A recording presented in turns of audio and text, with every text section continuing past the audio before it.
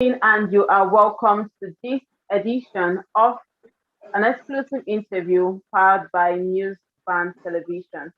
Today, as our team, we have this topic: PDP's National Convention, weighing party's interest against national leadership. I am Augusta Necker. And here as our guest, we have Chief Okey Aroh. He is the former National Vice President, Association of Local Governments in Nigeria. He is also a former local government chairman, a former special advisor to the governor on assembly matters and special duty. He's also a member of the National Executive Committee of the PDP. He's also a legal practitioner. Chief Aroh, thank you so much for coming. Thank you very much. Now, we understand that you recently aspired for the position of National Secretary of the People's Democratic Party, PDP. Please tell us, why did you seek that position? Well, I sought, or I am seeking, to be the National Secretary of PDP because the process is still ongoing. The election is billed for the 30th of October. The screening committee just finished their job, and for reasons which they stated, they said that they've not cleared me to contest. But I have appealed and stated clearly why I should be allowed to contest. I am a foundation member of People's Democratic Party. I started the party with the likes of Dr. Alex women and the rest of them. And I have been very active. It was on the basis of our election in 1990 that PDP was registered. I have served the party in various capacities, particularly as the major master of ceremony in all the PDP functions from inception till date. Before, I used to alternate with some broadcasters in some of those programs. But in the last two presidential elections, I virtually moderated it alone. And like I said, I know the party. I know the intricacies of the party. I know what is involved. And I believe that we lost power because the administrative support which the party machinery ought to give the political actors was not there.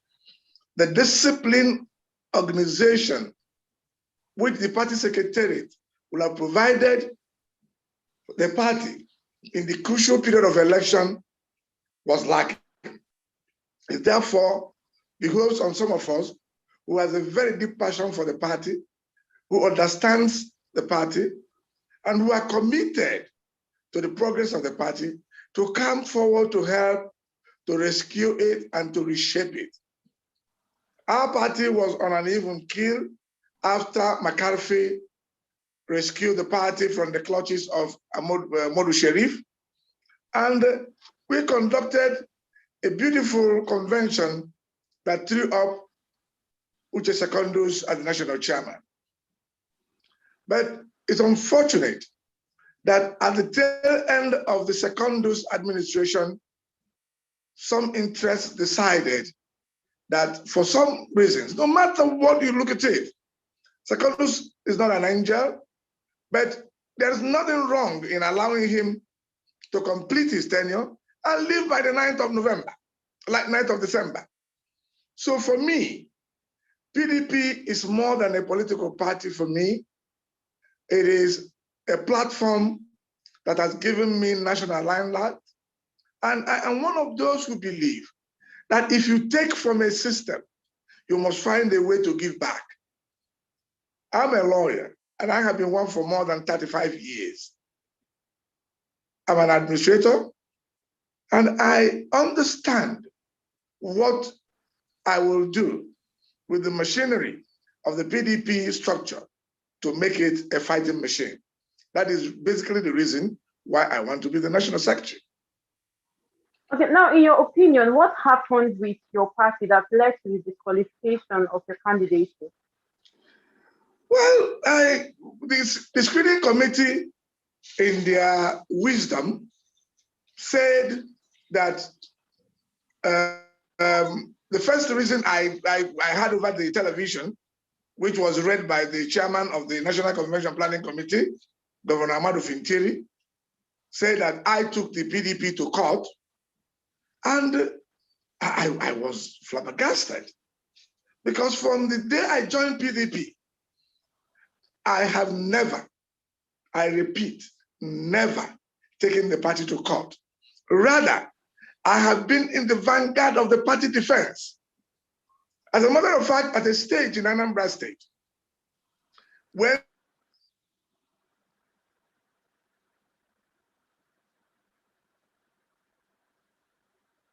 the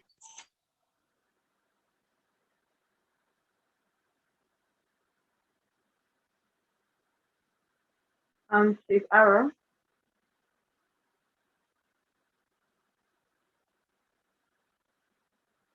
Chief Aroh, you are muted. The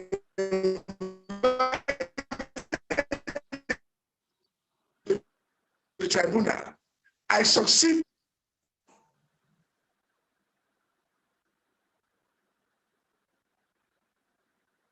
Chief Aroh, you are muted.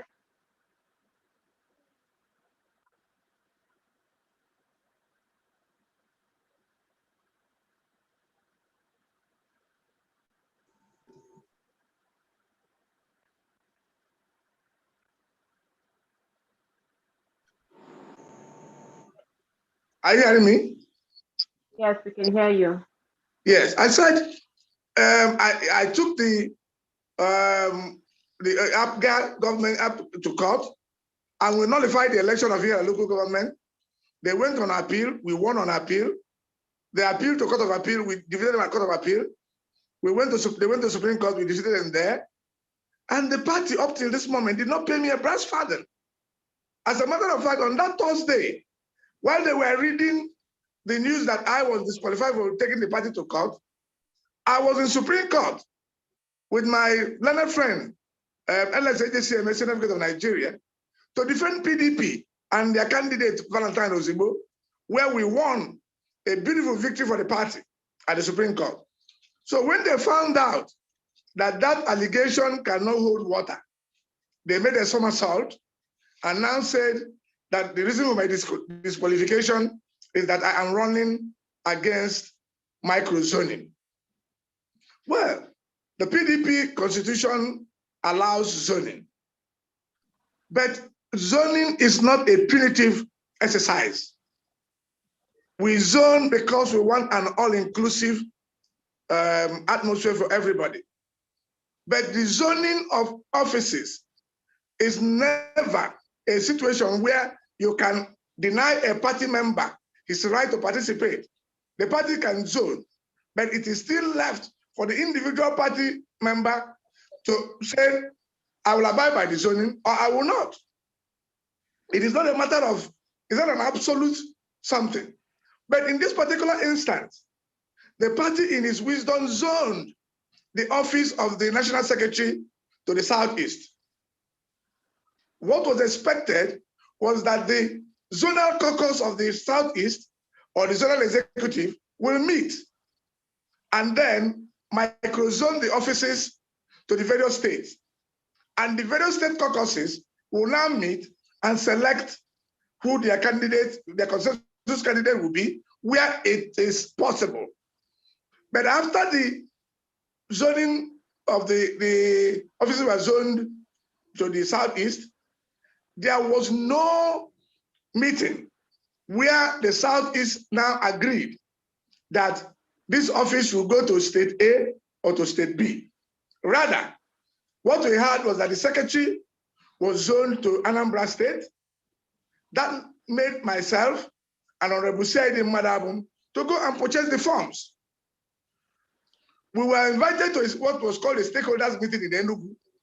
When we arrived at the meeting, thinking that we are now going to ratify what was taken up as a rumor, the governor of Enugu State now welcomed us and then said that the governor of Abia State will now read to us the position of the governors. Mark you, we have only 2 governors of PDP in the Southeast, which means that in any governors forum of PDP, Anambra will not be represented, Imo will not be represented, and Ebonyi will not be represented. So it is therefore inconceivable that the two governors of Abia and Enugu will sit in the comfort of their offices and then microzone offices at their own pleasure without input of others and expect it to stand. That obviously cannot be. So when we came to that meeting and the governor of Abia State read out and said, this is what they have done, this person is the secretary, this person is the auditor, the question was, who did you discuss with? How did you arrive at the microzoning? And in 2017, when National Organizing Secretary was zoned to the Southeast and youth leader, we started alphabetically. Abia was number 1 as a state, and they took National Organizing Secretary. Ebonyi took the National Vice Chairman, and then we took the youth leader. By general agreement of the Southeast, it was agreed that any NWC position that comes after 2017, which is what is happening now, that it will be Imo and Anambra. And of course, by law of natural consequences, Anambra is A, Imo is I. And if you take it from the way it is, Anambra and Imo, Anambra was first in time. So it is Anambra's right to first to choose. But nobody did that. So the issue is that the screening committee was wrong to have said that I am running against microzoning. There was no microzoning properly so called. People cannot sit in the comfort of their room where the party constitution created the organs that will take certain decisions, and those organs were not used.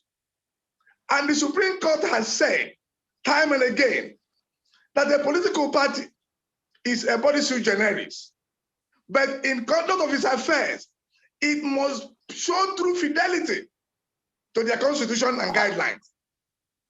The constitution of the party recognizes only the zonal caucus and the zonal executive committee.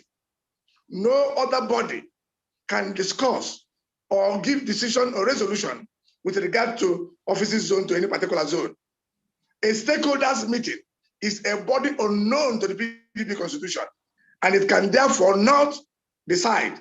It lacks the virus or the jurisdiction to determine what goes to which state, because it's a body unknown to the constitution. So the reason they gave is totally untenable, it's unacceptable to me, and I have appealed within the time limited by our rules.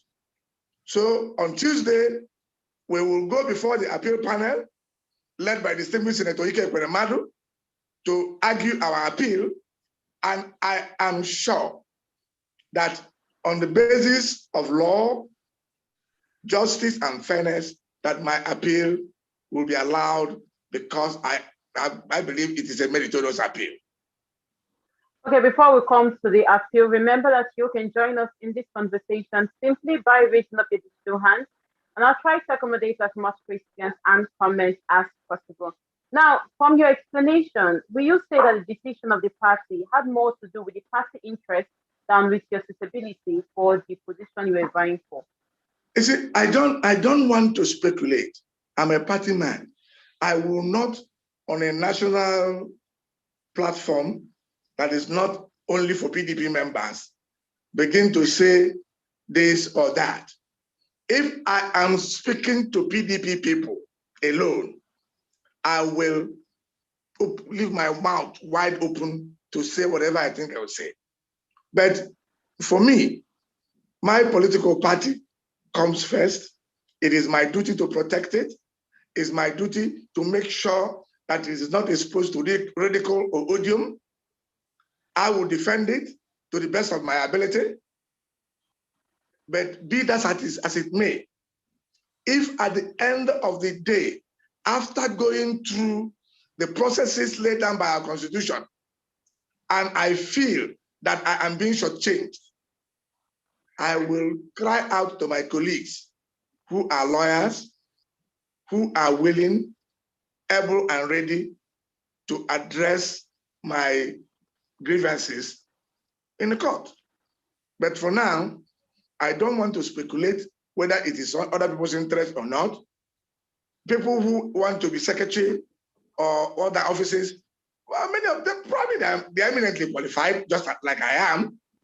So because that I am disqualified for now, which I look at as pure politics, and pure politics is allowed. That is why we're politicians. So it's not something for me to really fret or get angry. No. I don't. But I believe that is why the party has created the avenues for redress. And I am sure that the appeal panel, with the caliber of people I saw there, will be able to look at the issues and dispassionately arrive at a decision. All right, speaking about the appeal, how do you envision that the appeal is going to go? Do you believe that it's going to go in your favor? Well, you see, appeal is, like we say in law, when you go to a high court and try a case, you are dealing with human situation, cross-examining of witnesses and all that. But when you are dealing on an appellate issue, appeal is you are dealing with documents. That is, the documents are lying flat there. You can hardly change them. It is there for you to see it for what it is. And it is now at that stage that the law lords will now be able to look at the facts on that very clinical atmosphere to now take a decision. If you would say Aroh was running against microzoning, first of all, it is the duty of the appeal panel to determine ab initio whether there was microzoning. If that decision is made, is Aroh running against microzoning?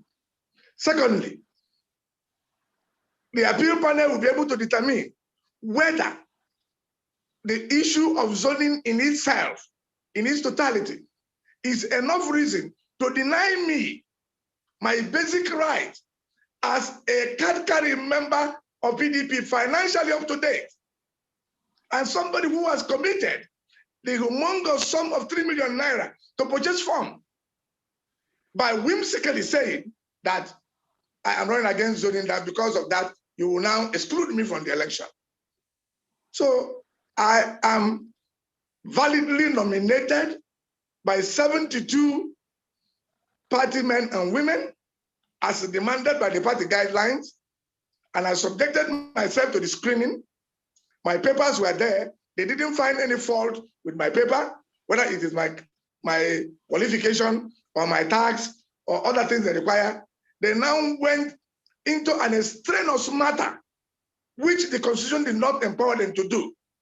So I am sure Professor Ikeakatakwuani is a law professor. So many people who are there are senior advocates of Nigeria who are in that panel. They will be able to look at the law and come out with the right decision. And the right decision is that I will be clear to contest. Remember that you can join this conversation simply by raising up your digital hand, and I would try to accommodate as much questions and comments as possible. Now, speaking about this zoning, you have already explained how Anambra is supposed to pick before in most states. But why do you think that the party, like you said, in its wisdom, used that as a requirement to disqualify you? Well, like I said, today in PDP, Aroh is about one of the best known faces in the party. Having served the party as a master of ceremony, I am one of the few party people who can claim to have been to every state of the federation at least 4 times in the last 4 years. I am known to all the party delegates, they have interacted with me, they know who I am. So those people who feel threatened by my profile, by my strength of character and my integrity, believe that the only way they can stop me is by trumping up these charges of running against zoning, and then got the screening panel to do the dirty job. But like I said, they have done that. They are not final court.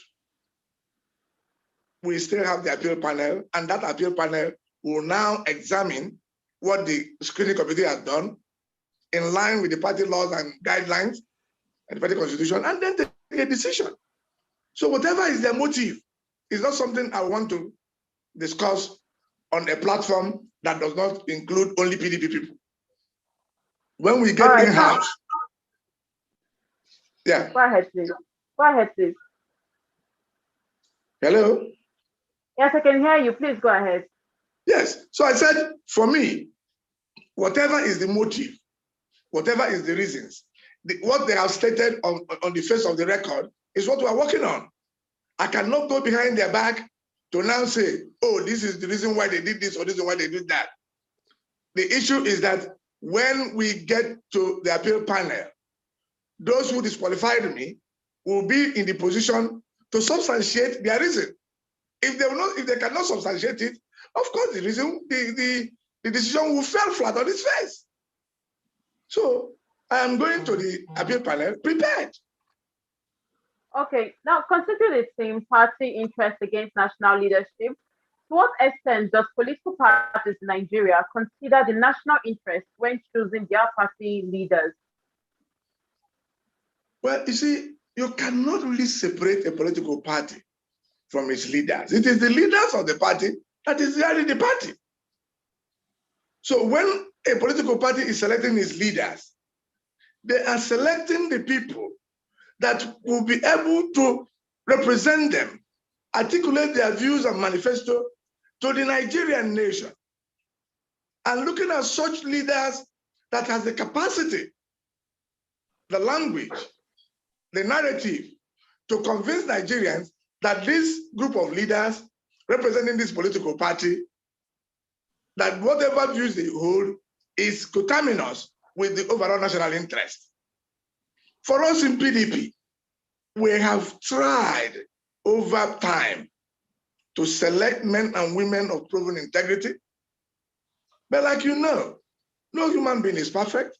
No human formation is flawless. Time and again, there will be some hiccups here and there.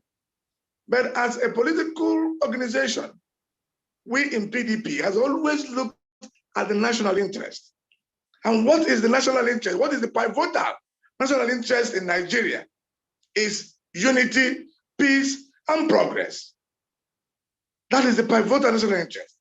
You have to select your leaders, and we do select our leaders, making sure that the human beings we select are those that will promote the unity of this country, that will be able to say that this is what Nigeria needs and be able to do it. At this critical state, this critical juncture in our national history, when the security of lives and property has become something nobody can be proud of, the PDP is looking for men and women with proven capacity, with integrity, to be able to address the issue and make sure that we sit down, articulate an agenda that will make Nigeria secure again.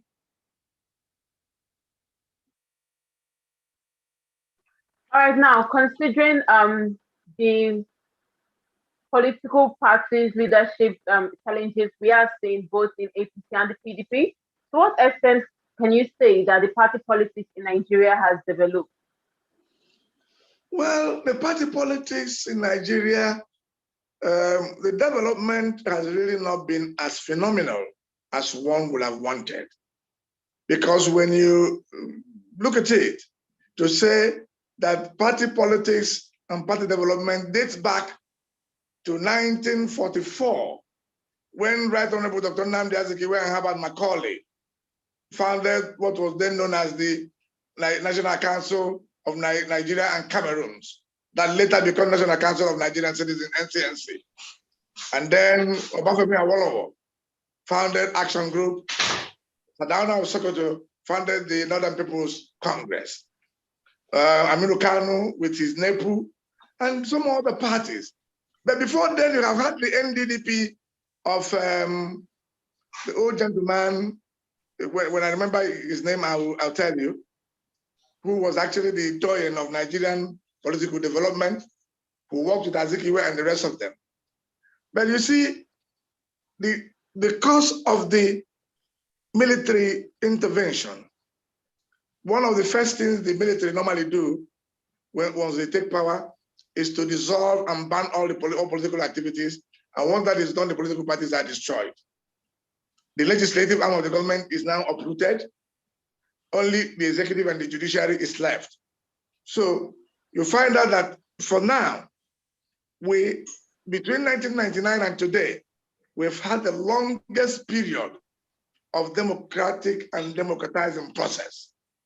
The political parties, like the PDP has been there since 1998.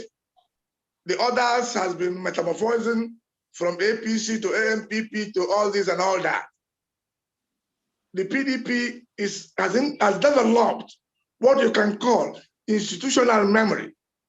It has developed some structures, it has developed some men and women with capacity to understand the intricacies of Nigerian nation.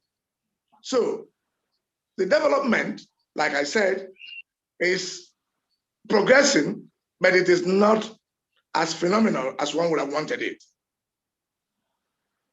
All right, remember that you can join us in this conversation simply by raising up your digital hand, and I'll try to accommodate as much questions and comments as possible. We have Nkem Ibodike. Your hand is up. Please go ahead. Are you hearing me? Yes, I can hear you. Yes, we're hearing you. It was on this platform. I may not really talk about Aroh's issues with the party and their screen and all that.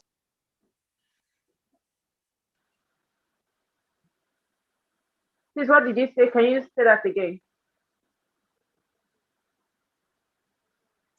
Hello? Ibodike. I think we lost him there. No, we didn't. I think he just got muted. Allow him to come back. Yeah, are you there? Are you hearing me? Yes, we're here. Please go ahead. It was on this platform I expressed my fears about PDP, talking about what is going on in PDP in Anambra State. I remember I said on this platform that what had become a challenge or problem of PDP towards elections in Anambra State is that they usually won't agree on a candidate. They won't have level platforms for choosing for the choice of their candidates who are going to represent them in elections, in things like that, just like Honorable Caro is just saying now. And I remember I raised on this platform, what is PDP going to do different from what had happened in the past? Won't they have a primary that will not be accepted to all in such a way that after the primary, to find people moving away from the party or being discontent with the whole arrangements? And that thing I raised months ago is what is playing now. You'll find that eventually after their primaries, some of the candidates feel unhappy, feel not being fairly treated. Some of them are being remote, moving away from one party to the other. I had on AIT Kakaki, Chief Dan Olas saying that it was wrong for them to have moved away from the party because they were given their mandate to run elections for them. That was a wrong thing to do and all that. And then you don't find even listening to Okey again now, talking about not being given a fair ground to express, showcase himself. It is better if he had gone to if they didn't choose a different thing. So why is PDP not willing to get things right? And I think that is what I want to find out from him. Why is it difficult for PDP and their candidates for leadership not willing at every occasion to get things done right? and it's being fair to all the parties. That's the whole beauty of democracy, which with their own with their experiences and all that. Why is it difficult for PDP at elections like this or time to fill offices, not willing to give level playing ground, not willing to get things done right? That's my question, please. Well, Ibabike, I think I get your drift. And I must tell you that those points are very valid. Because over time, my political party has shown a manifest inability to manage its internal shenanigans. Interests seem to override the general idea that each and every one of us in the party should be pursuing the party's agenda. Individuals who are positioned better than the others try as much as possible to muzzle the others out. But that is human nature. The beautiful thing, for example, in PDP, is that there are internal conflict resolution mechanisms available. Just like what we have now. We went for screening, and the screening said, okay, Aroh, you are not cleared, but you have a right to appeal. That right is what I have exercised, and I'm going there. The people who contested for governorship, there is a Congress appeal for the governorship. But I will tell you, with every sense of responsibility, that the primary that brought forward Valentine Ozigbo was a very free and fair primary. There is no way a Val Ozigbo could have influenced that primary because he was a neophyte. He was a new person in our party. All the people who voted in that primary election were old members of the party who have held certain offices. It was on the basis of that offices they held that made them what was called super delegates. Because we had challenges of parallel executive with conflicting court orders. And the party trying to run away from the issue of going against the doctrine of least spenders, where there is a pending court judgment and you go against it, that you will now go for an election and find out that all the exercise you done was in futility.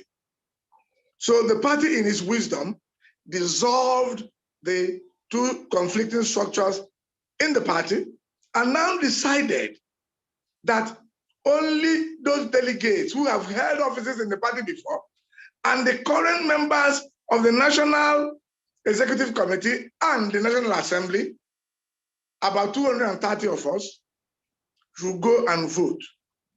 And it was a keenly contested election. Ozigbo managed to win with 62 votes.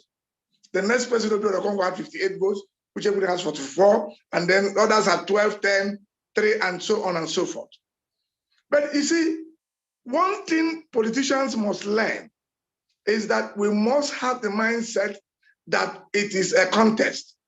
And once you go into a contest, it's either you win or your opponent wins. Like what I'm doing now.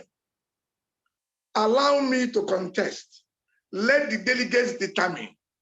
Once I go into Eagle Square and canvass for votes among the delegates of PDP, and they decide to vote for some other person, I, Aroh, will be the first person to congratulate whoever that has won. Because I must have made effort to ensure that the process that is put in place will favor me. If and when I could not, and the delegate decides otherwise, leaving the party or talking all sorts of things does not make sense to me. I have participated in a primary election where the primary was stalemated. The party, in its wisdom, decided to choose a candidate. I'm talking about the governorship primaries of 2009 and 2010. All of us were part of it. I paid my 5 million and bought the form and contested. The primary was terminated. Then the party, in its wisdom, decided to choose Professor Charles Soludo to fly the flag. The very next morning, I was in Soludo's house, and I eventually became the chairman of his campaign for the governorship election. We didn't win, but that was another story. In 2014, I ran for the Federal House of Representatives. The primary was also aborted. Somehow the party decided and gave ticket to Obinna Chidoka because there was no primary. But somebody will go to court. I said, why will I go to court? I wanted to be.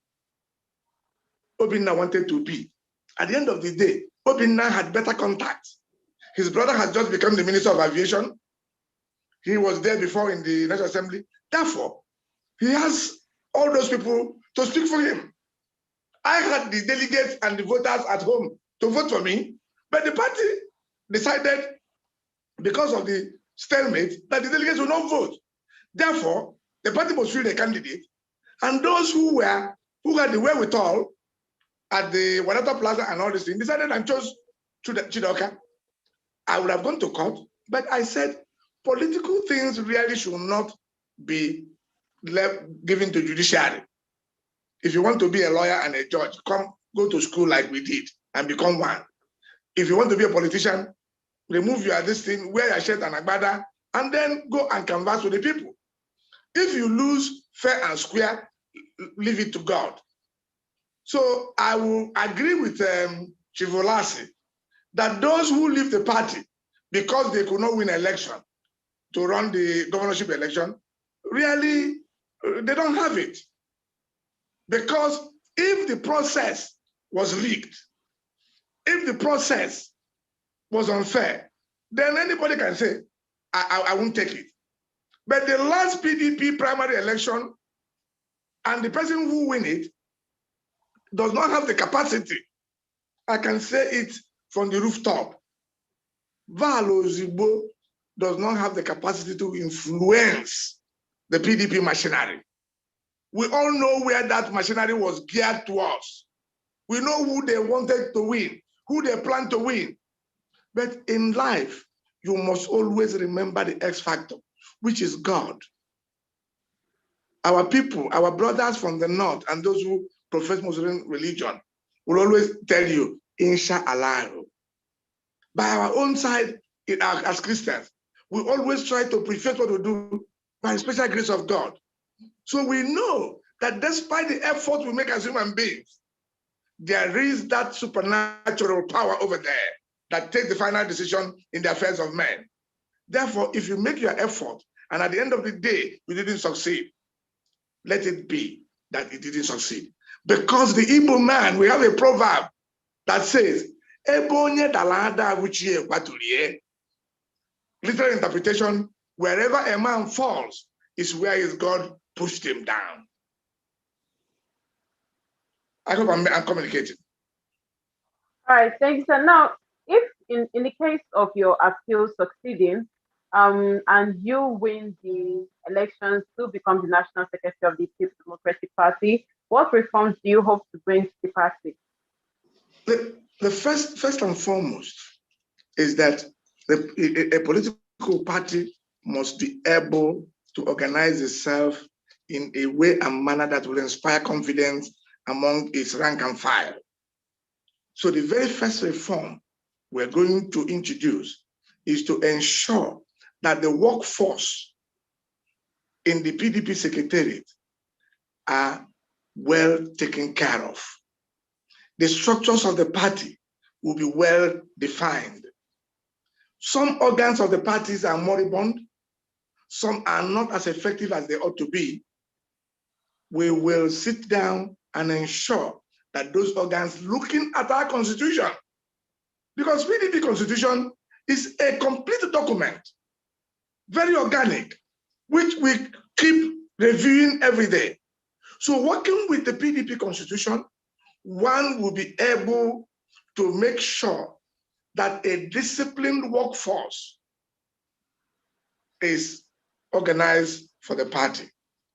That everything that is going to be done will be done according to the dictates of the party constitution. Because once your reform is anchored on the constitution, your decision is anchored on the constitution, fairness will be guaranteed, justice will be seen not only to be done, but must seen to have been done. So mine is a very simple program to get to the party and ensure that the extant rules which the party has made for itself is obeyed and put to use. Once we're able to put that in practice, then the people, the members of the party, will feel good. And then we are going to bring a major reform that will address the issue of reward system in PDP. An old member of my party, a close friend of mine, Ferdinand Aroh, once described our party as a computer without a CPU. What it means is that we do not remember. The PDP does not deal well with its institutional memories. My administration as the National Secretary is to create that record base that will be able from the state, from the ward to local government to the state and to the national, to take record of the activities of our party men and women, that perchance, God willing, we took over power, that these men and women who have suffered for the party will be given roles to play for them to do that which they have done for the party for Nigeria.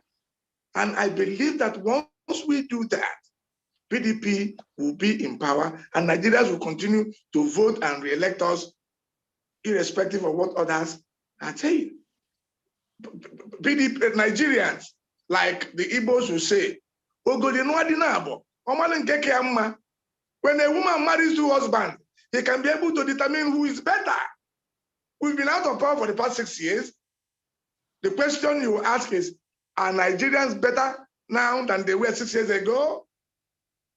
So for me, as a man who has been in PDP, who knows and was part of those who wear the shoe, who know where it pinches, I will be able to bring PDP back on a key, on a platform where people coming to the secretariat will know that they are going to deal with men of honor and integrity. People like us, when you look at it, we probably don't have money that people will now start to talk about. But despite the fact that we are not money people, we have no price.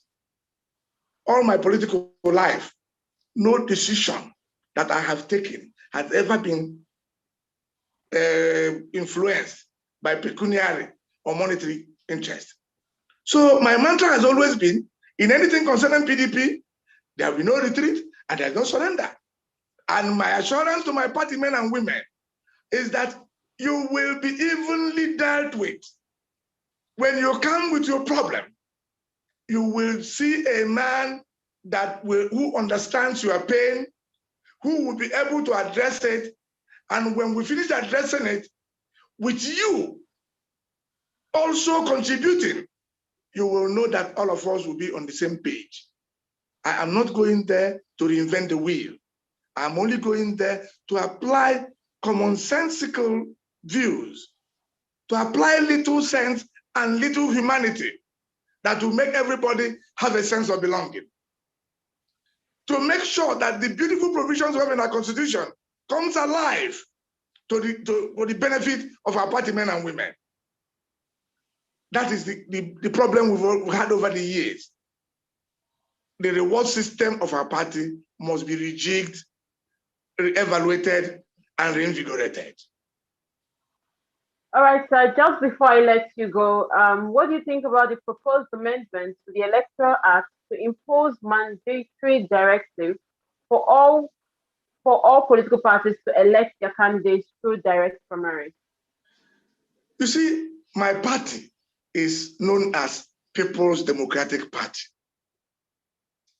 Granted that democracy is about representative and representation,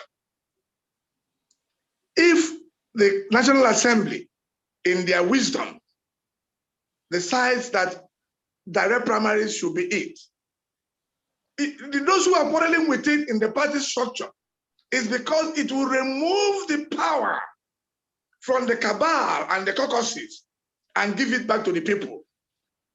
I, Okey Aroh, as a people's person, will be able to convince my colleagues that if what we are saying is the truth, let's allow our party men and women at the wards to directly choose our candidates. And you know what it's going to do for us? When the ward members directly choose a particular candidate, they have a total buy-in. This will be the candidate they choose themselves, rather than candidates they chose indirectly. And many a time, when we elect these delegates come and come to Abuja or to the state capitals, where humongous amount of money changes hands, without reference to those who sent them there. They use their personal judgment to now determine who the candidates are.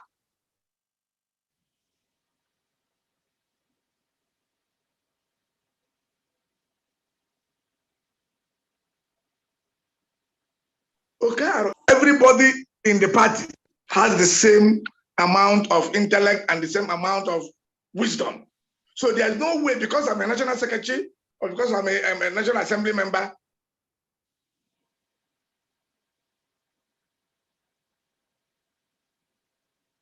I will have more interest as who becomes the president or the what. Each and every member of our party must be allowed to participate in that process. Therefore, I will, when I go into the party caucus and the National Executive Committee and NWC, to postulate this idea that it is better for everybody. It's better for everybody to allow the people to directly get involved. Our party has started. Godwin Obaseki, the governor of Edo State, is the chairman of our e-registration. Once we get our members registered and we have our database, members of the party will determine who becomes their candidate. And when they do that, election will be very easy to manage. A party like PDP that has people in every ward, in every polling unit, we will win every election hands down. Okay, NewsBand Television, Mr. Daniel Ilumba, you see your hand is up. Yes, thank you very much. I have a final question from me. Go ahead. We have just received a breaking news. I don't know if you can respond to that. That a faction of PDP, led by 21 local government chairmen, led by the chairman of, he said, led by the chairman of all chairmen, Honorable Sam Anyakora, yes, have just collapsed their structures to APC today. Is this something you want to respond to? Who is Honorable Sam Anyakora, first of all, and what is happening? I can tell you, that's a laughable thing. Sam Anyakora is one of the puppets of my very good friend, Chief Chris Uba. Chris, you know, is the big maverick we have in Anambra. Like him or hate him, he has shown tremendous capacity. And if you neglect him, he will show you that nuisance value is not something you joke with. So Anyakora is one of Chris Uba's boys.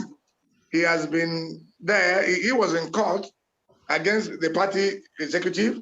As a matter of fact, it was this same Sam Anyakora who, because of the court judgment he had, that almost truncated our primaries. So you cannot be surprised that he has gone to APC. By the way, Andy is Chris' senior brother, and only I mean, it's only here that you start thinking that somebody's senior brother is running for an election and you expect him to be a loyal party man. What type of loyalty do you do? After that loyalty, do you go back home, assuming they still have their mother there? So I don't see any contradiction those people have always been, they've been APC. You do understand me? They've always been APC. What they just did is a formal thing. And I feel better when I know that you are not with me. There is no need pretending, because now that they have left, those chairmen working with Samanya Kora, you can no longer go and give them money to go and give and service your structure at the polling units, because they are not out. But if they are there with you pretending that they are men, you bring logistics to election, they will take it and sabotage you. So I think it's a welcome development for PDP that these known people who have been APC and also working with Africa, that they have now gone. I feel very good that they've gone. Hello, Dan. Yes, thank you very much. Hear you. I can hear you. And that's as much as we can take on today's program. We have been discussing the PDP's National Convention, weighing parties' interest against national leadership. And special thanks to our guest, Chief Okey Aroh, former National Vice President, Association of Local Governments in Nigeria. He is also a former local government chairman, a former special advisor to the governor on assembly matters and special duties, a member, National Executive Committee of the PDP, and a legal practitioner. Thank you so much for coming. Thank you for having me. And we also say special thanks to the people that participated during this conversation. Remember that this interview was live streamed on YouTube and Facebook. It's also been recorded. In case you need a recording, kindly reach out to us and we will send you a recording. I apologize for my lack of video. It's due to circumstances beyond my control. And remember that we are also going to have a panel discussion tomorrow by 2 p.m. Nigerian and London time